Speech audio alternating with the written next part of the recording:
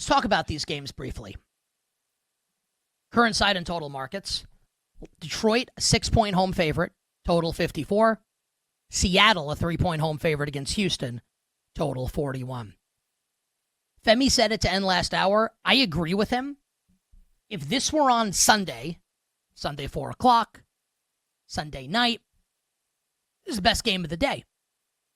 And I guess I'm happy that it's on Monday because it gets a standalone spot, but this would be an awesome, just like standalone Monday night game or Sunday 4:25 Eastern Sunday Night Football. It's an absolute banger with two of the best teams in the NFC, two of the best teams in the National Football League. The betting market would have you believe, and this is not a setup to me being like I necessarily disagree with the betting market, but the betting market would have you believe in this game that Detroit is a good amount better than Tampa. A good amount better. 6-point favorite at home. And I mostly agree with that assertion from the betting market. I do think that Tampa's 5-1 start, while crediting Baker Mayfield and while acknowledging that if the season ended today, which it doesn't, but if it did, Baker Mayfield would win Most Valuable Player. Probably in unanimous fashion, if the season ended today. But it doesn't. And Tampa has one win this season, and it's last week against a injury-depleted 49ers defense that played pretty well last night against Atlanta, which is just Michael Penix Jr. and company. Like, what are you guys doing? I don't know if we'll have time to get to that game today. All the games that we don't get to on the show today, we will absolutely do tomorrow. So if you're listening and watching, you're like, you haven't talked about my team, we will get to it tomorrow on the show if we don't have time today. So last week they authentically beat the Niners, won 30-19. The rest of their games, and they won the games, and that's the point. They did win. But this is real rabbit out of the derriere stuff from Baker Mayfield and the Bucs. Which doesn't mean they're not good. Just means that maybe they're not as good as the record indicates. And I do think that the Lions are better. I do think so.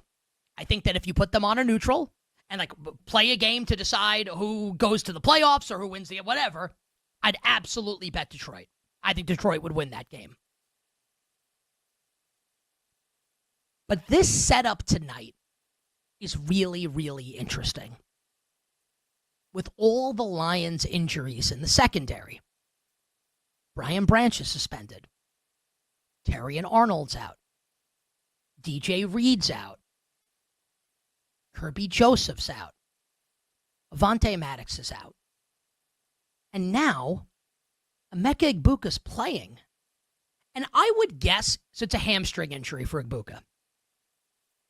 And it just doesn't have to be just us talking about this on the show. Like, if you follow sports media, you follow the NFL, you know that this is true, what I'm about to say.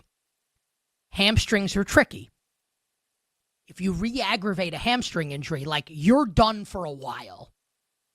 So teams are generally very cautious with hamstring injuries. So my guess is Egbuka's playing tonight because he's 100%. I don't know that for a fact. But if he's 90%, I don't think Tampa would play him in this game. They're 5-1. The Falcons lost last night. They have a cushion. Do we really think Carolina's a legitimate contender? I don't think that's the case. So I have to assume that Egbuka's good to go. And if that's true, here's Mike Evans and Emeka Egbuka with Baker Mayfield as the trigger man against a severely depleted Lions secondary. I think the spread's too big. So hear me out. Make sure you're fully understanding me here. I think the Lions are better. I would much rather bet Detroit to win the NFC than I would bet Tampa, even at price. I think the Lions are better. But in this setup, with this number, that we're at 6, I'm in on the Tampa Bay Buccaneers. And if the Bucs win this game, forget about cover. If they win, even with the injuries for Detroit in the secondary, I'll be willing to come on the show tomorrow and say, yeah, better than I thought, legitimately in the mix in the NFC, amongst the NFC's elite. My expectation is that the Lions win, a closer game than expected, And I do think even if they lose tonight, the Lions lose, I'm not going to be shaken off my position that Detroit is in the NFC's elite.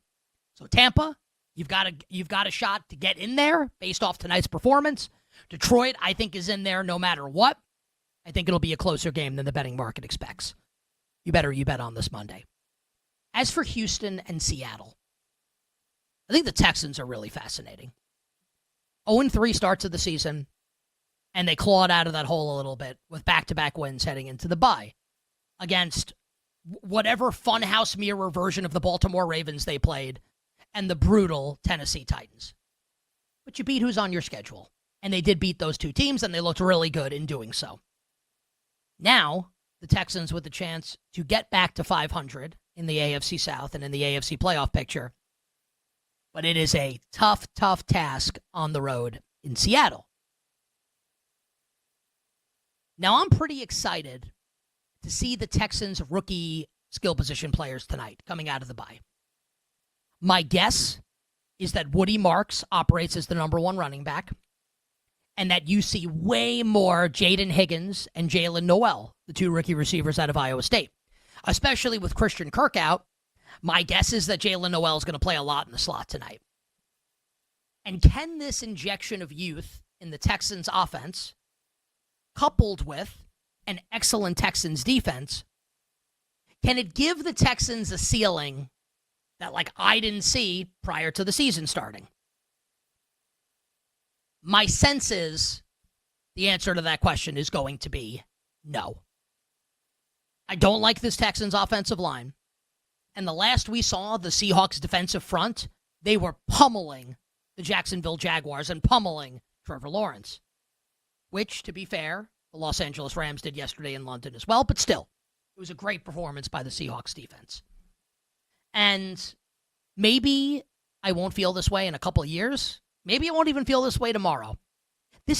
I can't believe I'm about to say this, sincerely. This is one of those where I'm flabbergasted by my opinion that I'm about to give out. In one game, in the year of our Lord 2025,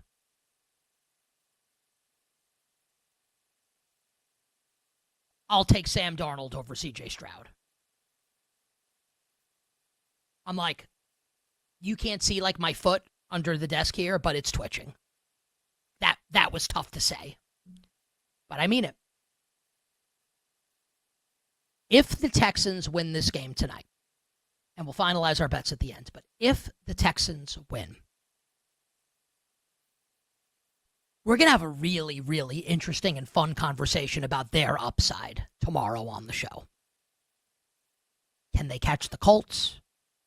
Probably not. The gap's pretty wide, but not impossible. Are they a playoff team in the AFC? Remember, they've been in the Final Four each of C.J. Stroud and DeMeco Ryans' first 2 years in Houston in the divisional round. I think we're gonna have a really interesting conversation tomorrow if they win. What's the upside if they win in Seattle? What's the upside of this team? And for the Seahawks, the stakes are pretty big. The Niners are somehow 5-2. I don't think Kyle Shanahan will win Coach of the Year, but maybe he should. It's unreal that they're 5-2, and the Rams look awesome, and the Rams are 5-2. If Seattle wants to prove that they are one of those teams, like a true contender in a loaded NFC, they don't necessarily have to cover the spread tonight and win the game by more than 3 points. It wouldn't hurt. Seattle, you got to go win this game tonight. You win this game tonight and you beat, I think, not a great, but a good Houston team at home, and you get to 5-2. Yeah. How can you deny that the Seahawks are going to be in the mix come the end of the year and probably a playoff team in the NFC? So a lot on the line in this Monday Night Football doubleheader. Bucs and the Lions kick off less than an hour from now in Detroit. And then, because the NFL, the only war that the NFL that's waging is that's a bigger war than the war on Christmas, is the war on East Coast mothers and fathers with this 10 o'clock start time tonight with Seattle and Houston.